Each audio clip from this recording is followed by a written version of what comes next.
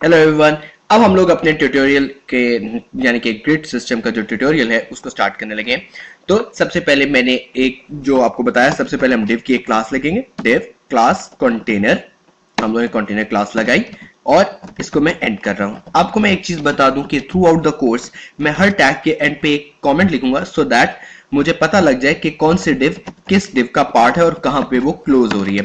सो container के बाद इसके बाद हम इसके अंदर डिव लगाएंगे, डिव क्लास। जैसे मैंने आपको बताया कि इसके अंदर कंटेनर के अंदर हम रो क्रिएट करेंगे, तो क्लास हमें बाय डिफॉल्ट जो प्रोवाइड करता है बूटस्ट्रैप वो है रो की क्लास। हमने रो की क्लास लगाई और इसको भी एंड कर दिया, एंड ऑफ रो लिख दिया मैंने। उसके बाद रो के अंदर हम जैसे कि टेबल में करते थे कॉलम बनाते थे, उसी तरह डिव को हम क्लास देंगे, class col stands for column, LG stands for large screen size, और मैं इसको साइज दे दूंगा 12 का। अब जो है यानी कि ये चीज बता रही है, ये चीज शो कर रही है कि जो है कॉलम नंबर 1 जो है उसको उसका लार्ज स्क्रीन साइज, जब लार्ज स्क्रीन साइज पे उस कॉलम को देखा जा रहा हो तो उसका स्क्रीन साइज 12 हो। तो अब हम इसको टैग इसके अंदर लिखते हैं सो दैट हमें पता लगे कि हम क्या करें। This is the first column, ठीक है। मैंने टैग एंड किया और टैग एंड करके मैंने डिव भी क्लोज कर दी। अब हम इसको प्रीव्यू करते हैं। मैंने अपना ब्राउजर खोला, ब्राउजर अपलोड कर रहा है। अब आप लोगों के सामने ये एक जो है एक कॉलम बना आ गया है। आप लोगों को ये चीज बताना जरूरी समझता हूँ कि ये मैंने एक डिफॉल्ट लेआउट सेट किया है, एक जंबोट्रॉन लगा के और एक जो है लिंक लगा के। इसको आप लोग ये लिंक जो है आपको नेविगेट करने में हेल्प करेगा कि हम लोग अपना नेक्स्ट कौन सा लेसन है। तो यहां पर आप लोगों के यहां पर एक कॉलम नजर आ रहा है। मैं अपना स्क्रीन साइज छोटा करता हूं तो आपने देखा कि कॉलम सेंटर होता चला जा रहा है और आहिस्ता आहिस्ता जैसे जैसे स्क्रीन साइज छोटा करता जा रहा हूं तो कॉलम जो है उसके अकॉर्डिंगली एडजस्ट करता जा रहा है। यही कमाल है बूटस्ट्रैप का। अब क्या है, मैं इसको मिनिमाइज किया। अब जो है मैं इसके अंदर एक नई रो बनाता हूं, डिव क्लास रो, इसको एंड किया, एंड ऑफ रो, ठीक है। अब इसके अंदर फिर से वो डिव क्लास कोल LG4, ठीक है, और इसके अंदर H3 का टैग लगाया मैंने, ठीक है। This is the first column और इसको मैंने बना दिया। अब जो है कि मैं इसको 3 दफा कॉपी करता हूं क्योंकि रो की जो विड्थ है 12 कॉलम से ज्यादा नहीं होनी चाहिए। तो अब में 4 है, 4 4 4, इसको मैं सेकंड कॉलम कर देता हूं और इसको मैं थर्ड कॉलम कर देता हूं। अब मैं इसको सेव किया, अब मैं इसको दोबारा रन करता हूं। इसको रन किया तो आपके सामने यहाँ पर 2 कॉलम्स बने आ गए नीचे वाले, इसके अंदर 3 कॉलम है, जैसे first column, second column, third column. अब मैं स्क्रीन साइज छोटा करता हूं तो आपने देखा स्मॉलर स्क्रीन साइज पे क्या हो रहा है कि ये कॉलम एक दूसरे के नीचे आ गए हैं, ठीक है। आहिस्ता आहिस्ता ये नीचे आ रहे, जैसे स्क्रीन साइज बड़ा किया तो वो फौरन अपने एक दूसरे के साथ हो गए। अब हम चाहते हैं कि जैसे जैसे हमारा स्क्रीन साइज छोटा हो ये फिर भी एक दूसरे के साथ ही रहे, पैरेलल रहे, एक दूसरे के नीचे ना आए।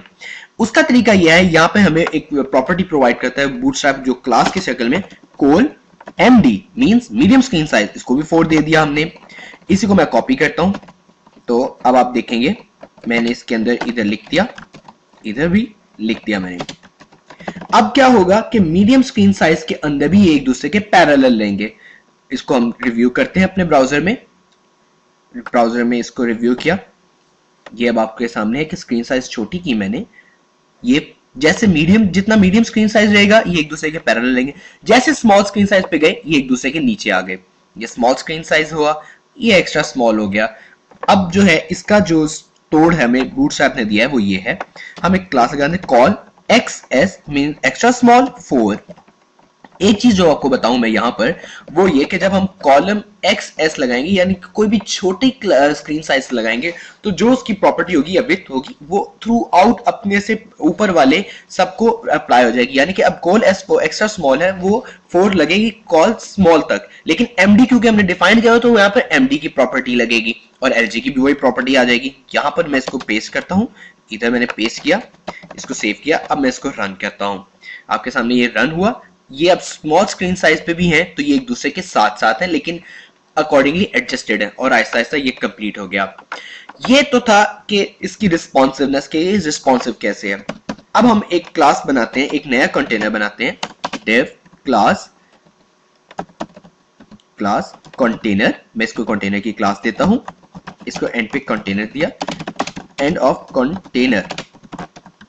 इसके अंदर मैंने फिर से एक रो बनाई, ठीक है, सॉरी div देना था, और क्लास रो लगाया, इसकी क्लास को खत्म किया और क्लास एंड पे। इसके बाद मैं यहां पर लिखता हूं div class call lg। Suppose हम इस दफा देते हैं 5 दे देते हैं, कॉल को हमने 5 दे दिया, 5 दे दिया। यहां पर लिखता हूं this h4, this is the first column। अब जो मैं चीज आपको बताने के लिए आया हूं वो है ऑफसेट का कॉन्सेप्ट। ऑफसेट क्या है कि वो अपने जो साथ वाली डिव होती है, यानी कि लेफ्ट साइड पे डिव होती है, उससे उतने कॉलम्स अवे मूव कर जाती है। यहां पर मैं इसको लिखता हूं डिव क्लास कोल lg2, उसके बाद कोल xs ऑफसेट, यानी कि मैं इसको यहां पे 3 का ऑफसेट दे देता हूं। ऑफसेट मींस यानी कि ऑफसेट वो है कि आपकी प्रॉपर्टी जो है, यानी कि अब ये वाले डिव जो है, इस डिव से 2 कॉलम की स्पेस छोड़ के, यानी कि सॉरी 2 कॉलम इसकी खुद की स्पेस है और ये 3 कॉलम की स्पेस छोड़ के इससे दूर होके खड़ी होगी। अब इसका हम जो है बिहेवियर देखते हैं। इसके अंदर लिख देते हैं h4, this is the offset column, ठीक है, इसको हमने एंड किया। अब जो है मैं इसको रन करता हूं, इसको रन किया, आपके सामने इसका बिहेवियर अपीयर हो रहा है। अब मैं इसको अपने स्मॉल स्क्रीन साइज पर लेकर चलता हूं, आपके सामने है कि ये देख रहे हैं, ये तो 5 कॉलम की विड्थ ले रहा है और उसके बाद इसने 3 कॉलम की विड्थ ले ली, 3 और 2 हुए 5 और 5 10, तो ये हो गया हमारा ऑफसेट कॉलम। आहिस्ता आहिस्ता वो उसके नीचे आ गया, क्यों? क्योंकि स्क्रीन साइज छोटा हो गया और हमने इसकी रेलेवेंट जो स्क्रीन साइज की प्रॉपर्टी है वो इसको अटेन या असाइन नहीं करवाई है। तो ये तो था ऑफसेट का कॉन्सेप्ट। अब मैं इसके अंदर यहां पर आप लोगों को जो लास्ट चीज बताना चाहता हूं इस लेसन के अंदर, वो है कि हम नेस्टेड कंटेनर यानी कि नेस्टेड ग्रिड सिस्टम भी बना सकते हैं। मैं यहां पर एक h4 का टैग लिखता हूं, नाउ नेस्टेड ग्रिड, ठीक है, यहां से नेस्टेड ग्रिड स्टार्ट होती है। इसको मैंने div का टैग दिया, क्लास कोल, इसको सॉरी हमने कंटेनर की क्लास देनी है, कंटेनर की क्लास दी, क्लास खत्म की हमने। उसके बाद div क्लास रो, और इसको हम दे देंगे रो की क्लास दे दी, रो की क्लास के अंदर div क्लास कोल lg6, मैं इसको 6 की क्लास दे देता हूं। अब जो गौरतलब बात है कि नेस्टेड जो है वो कॉलम के अंदर एक नई रो बनेगी, यानी कि इस कॉलम के अंदर हमने एक नई रो बनाई, नई रो ये लिखा। अब इस नई रो के अंदर हम अपना नया कॉलम बनाएंगे, ठीक है, div क्लास कोल lg12, या बल्कि 12 नहीं, हम इसको 7 दे देते हैं, कोल lg7। एक चीज जो आप यहाँ पे याद रखनी है, यहां पर जो इनसाइड वाला कॉलम है वो इस आउटर कॉलम की 6 की 7%, यानी कि ये जो आउटर वाला कॉलम है ये 6 विड्थ ले रहा है, तो ये अंदर वाला कॉलम अपने इस 6 की बाउंड्री के अंदर रहते हुए उसके 70% या 7% ले रहा है विड्थ। तो इसको मैं यहां पर लिख देता हूं, this is the nested column 1, इसको मैंने लिख दिया। टैग इसके अंदर हम h3 का लगा देते हैं।